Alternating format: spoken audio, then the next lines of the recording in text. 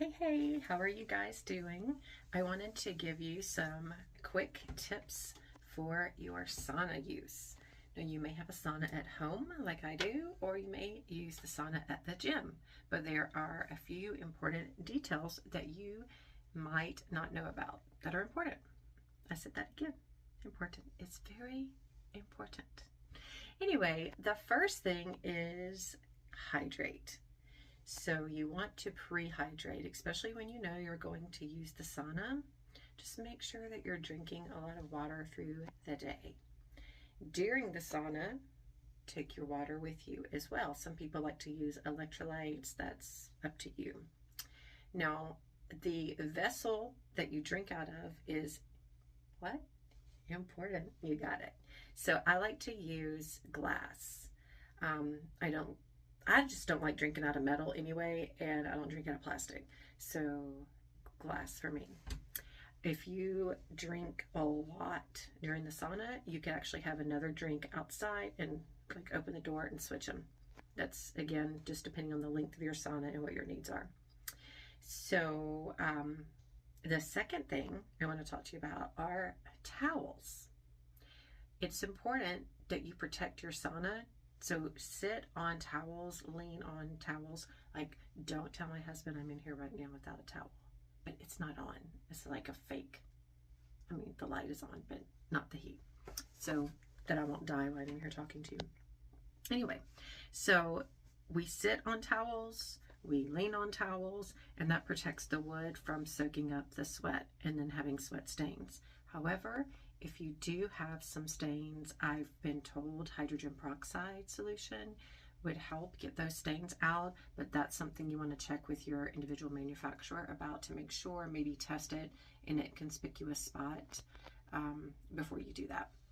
So the towels are organic cotton, and I wash them with a non-toxic washing solution because you don't want to have like super fragrant things coming out into your body. So you want to keep that super clean.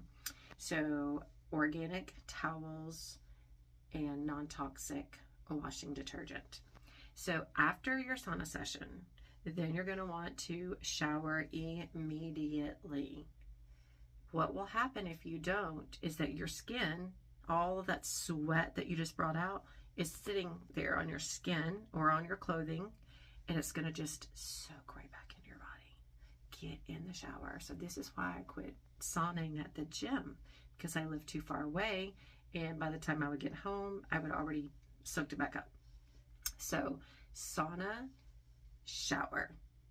And then after your shower, you might need to like bump up your hydration of your skin, so moisturizing your skin, and again use something clean. I like to use jojoba oil or a mix of oils. You can also add essential oils to that. That's up to you, but you don't want to put like super toxic products on your skin. So then post hydration, so we're going to hydrate again. We're going to make sure that we're not going to get any cramps and we're not damaging, that we are actually just like really giving our body what it needs. Now, one additional thing I wanted to talk to you about is supplementation.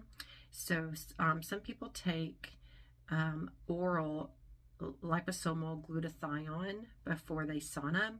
We take liposomal glutathione in a capsule form. So again, check with your doctor before you sauna, before you do supplements, make sure it's safe for you. But there are other supplements too, but that is probably one of the most popular binders. And so it just helps your liver release the toxins in your body. So I hope that helps you. I hope that you, protect that sauna with those towels, because it's very important. And I hope that you use your non-toxic detergents, your organic fabrics, and enjoy your sweat session. See you later.